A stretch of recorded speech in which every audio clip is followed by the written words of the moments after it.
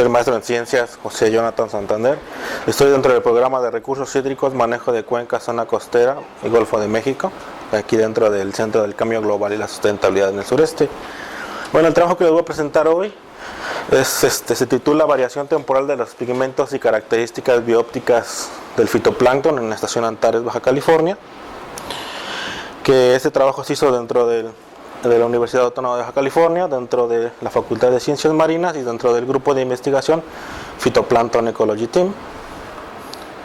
Bueno, para empezar, retomando más o menos un poco de lo que venían hablando mis compañeras anteriormente, se sabe que todo el fitoplancton contiene clorofila, pero no quiere decir que todo el fitoplancton tenga las mismas absorbancias, aquí de este lado, a las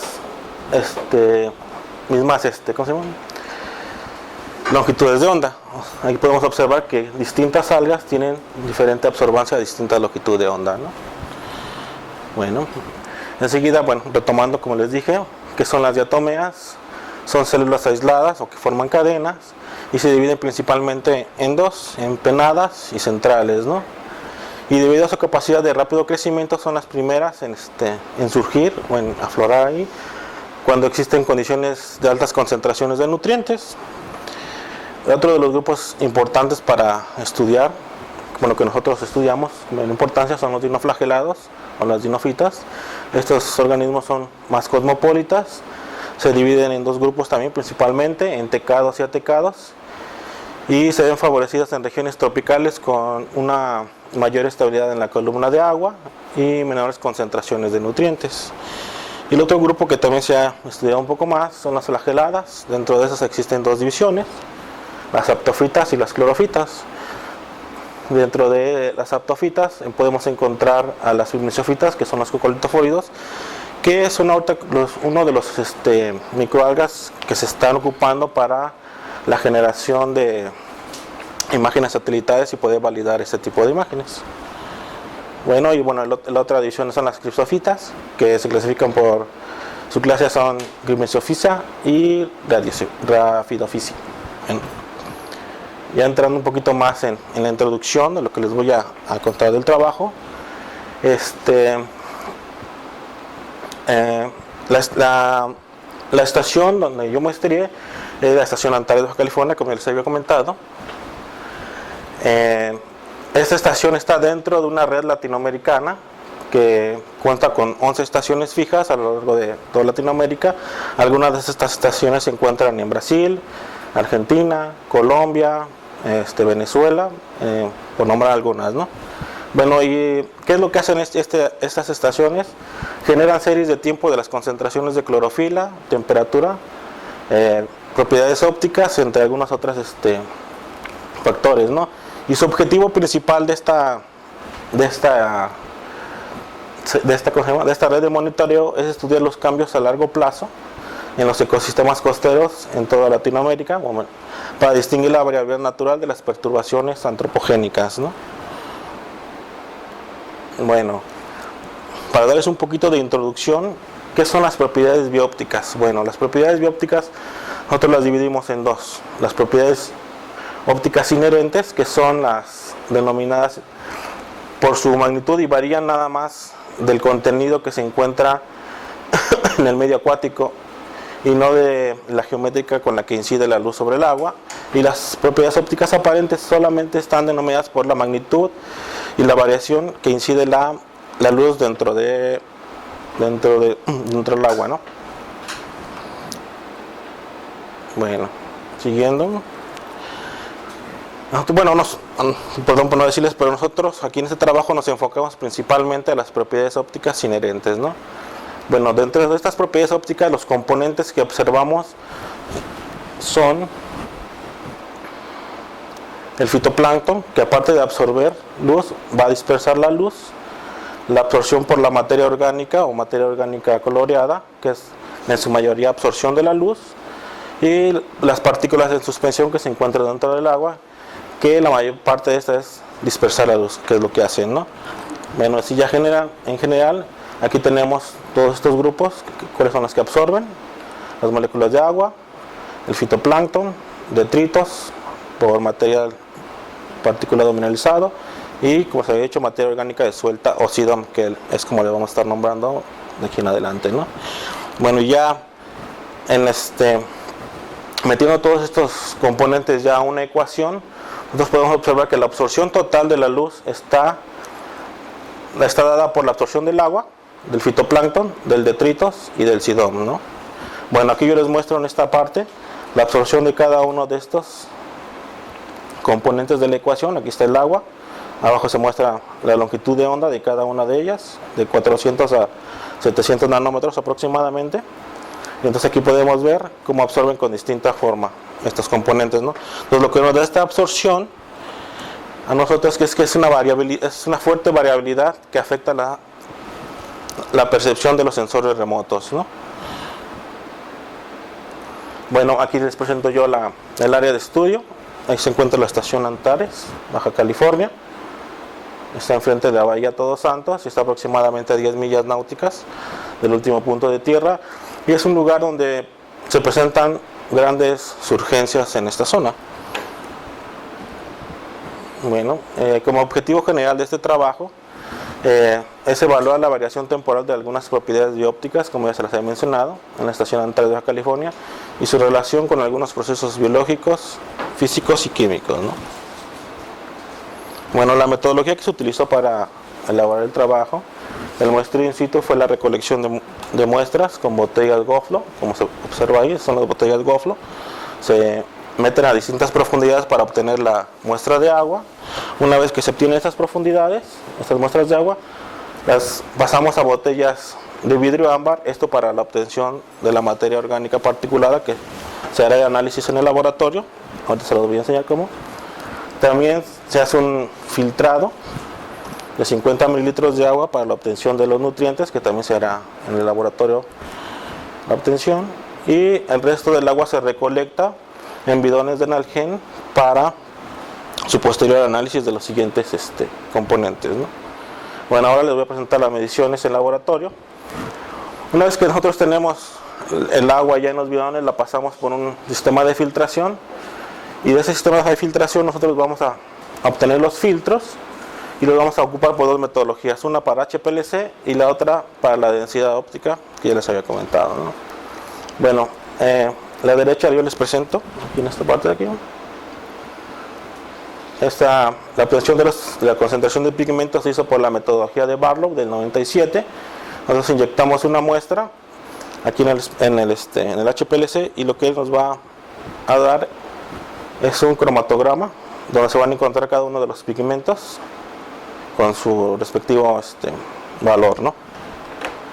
Bueno, pues la siguiente metodología que se utilizó para la densidad óptica es la hecha por Mitchell.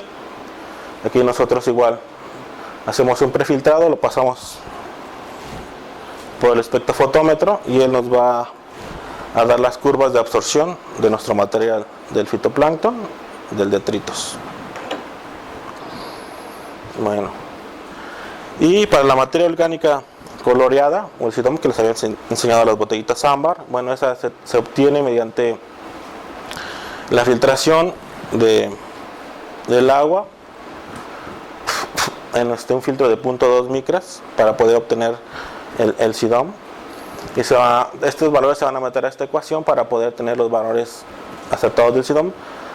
Y una vez que tenemos estos valores, nos va a dar esta curva de absorción.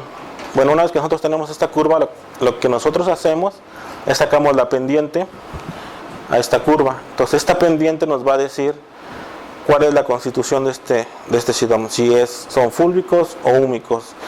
Fúlbicos y húmicos quiere decir que vienen de origen terrígeno o son creados ahí mismo por la degradación del fitoplancton, ¿no? Bueno, los resultados que se obtuvieron en el trabajo. La primera parte es la variabilidad en la estación Antares, en la composición de los pigmentos del fitoplancton y en las imágenes satelitales, ¿no? Bueno, aquí a grosso modo yo les presento esta gráfica donde se puede observar, no muy claro, pero se llega a observar la variabilidad que existe. Primero les presento en este eje están las concentraciones de clorofila, los días que se muestrearon in situ y hacia atrás la profundidad. Entonces aquí ya podemos ver la profundidad en varios colores, ¿no? Aquí podemos observar cómo para estos días existen unas altas concentraciones. Sin embargo, hacia atrás, hacia la profundidad, podemos ver que estas concentraciones disminuyen, ¿no? Entonces podemos ver que existe una variación no solamente en la superficie, sino también hacia la profundidad, ¿no? Y así ocurre en varios días. Por ejemplo, acá en estos días del 12 de mayo del 2010, podemos ver cómo las concentraciones son bajas, pero hacia la profundidad aumentan, ¿no? Entonces, eso quiere decir que lo que nosotros tenemos que hacer es no solamente recolectar agua superficial, sino hacer un muestreo integral de toda la columna de agua, ¿no? Para ver esta variabilidad. Bueno, aquí yo ahora les presento una gráfica. De este lado se encuentra la profundidad, los micromoles de la concentración de nutrientes y los miligramos por metro cúbico de los pigmentos. Bueno, aquí ustedes pueden observar cómo las concentraciones son bajas al principio en la superficie, pero van aumentando conforme la profundidad, y eso se asocia a los nutrientes. Como son consumidos, al ser consumidos por el fitoplancton, estas concentraciones de nutrientes van aumentando, ¿no? Bueno, pero ustedes dirán, bueno, ¿cómo sé qué organismos están ahí, ¿no? Bueno, pues con el HPLC nosotros podemos sacar los pigmentos característicos. Estos pigmentos característicos son los pigmentos que cada una de estas células tienen en particular para ellas. Por ejemplo, la peridinina es un pigmento característico para los dinoflagelados. La fucosantina es un pigmento característico para las diatomeas centrales. Y la zeaxantina es un pigmento característico para las cianobacterias. ¿Ok? Bueno, enseguida yo les presento las imágenes satelitales del 9 de octubre del 2007 y del 25 y 27 de julio del 2007, ¿no?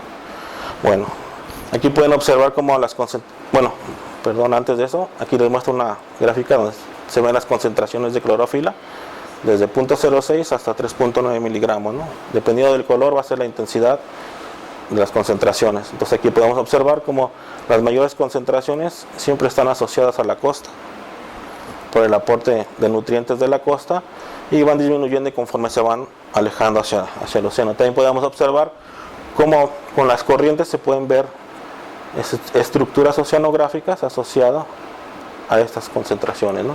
O sea, ven con mayor claridad.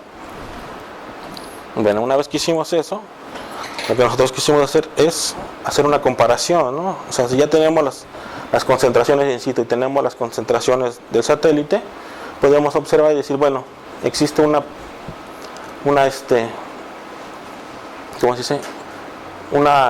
relación un poco visible, como las concentraciones de los pigmentos son aproximadamente de 0.3, y aquí en la imagen podemos observar que en el colorcito más o menos son iguales, ¿no? 0.3, 0.5.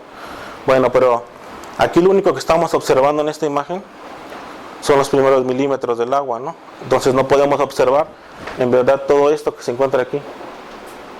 Pues esta es una de las partes que estas imágenes no nos dan, pero por eso es que es necesario ir a hacer los muestreos in situ para ver qué es lo que está pasando en la columna de agua, ¿no? Porque si yo tengo la imagen, bueno, digo, pues hay poquito, ¿no?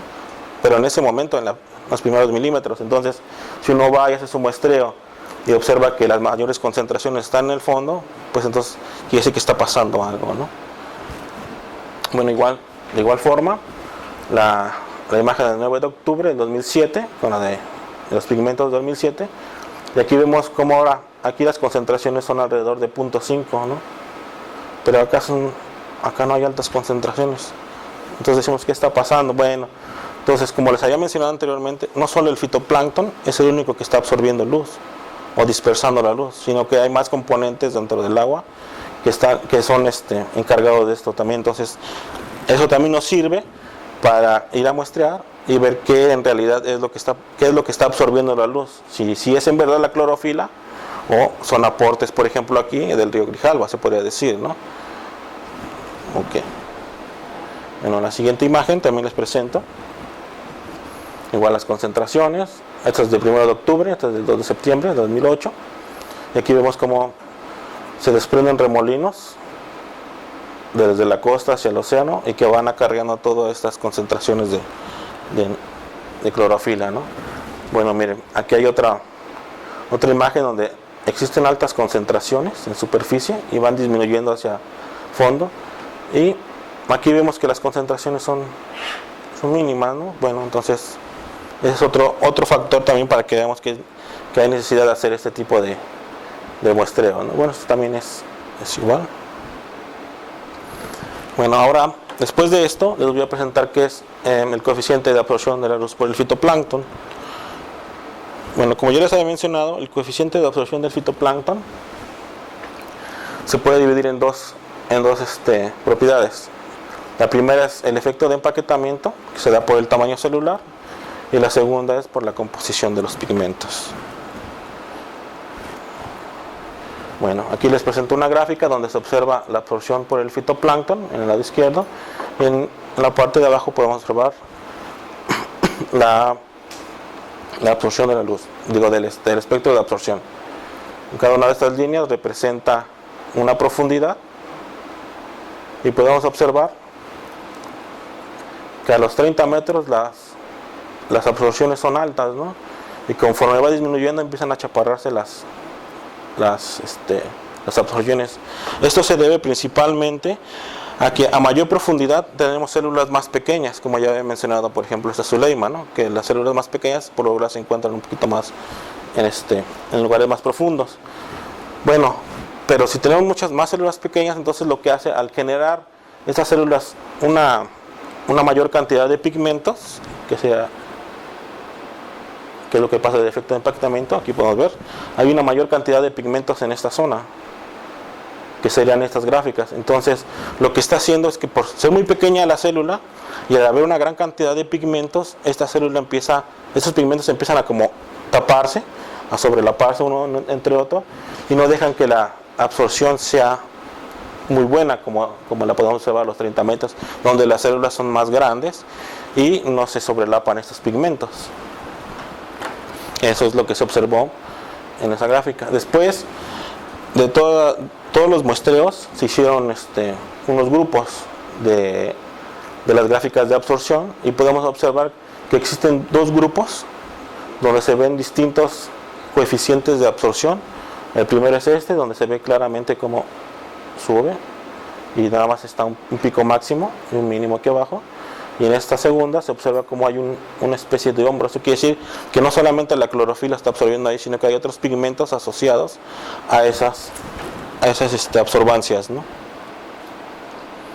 Bueno, enseguida les voy a presentar también lo que es el coeficiente de absorción de la luz por el sidón. Aquí en esta parte yo les muestro cuáles son las absorbancias. En el lado izquierdo están las absorbancias y en la parte de abajo está el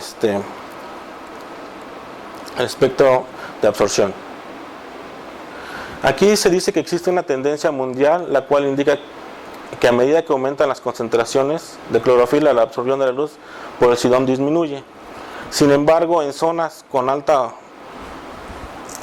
contenido de materia orgánica, pues no es así, porque dependiendo del contenido de materia orgánica que está aportando a los ríos, va a haber no solamente aporte por la degradación del fitoplancton, sino ya va a ser degradación por otro tipo de materia orgánica.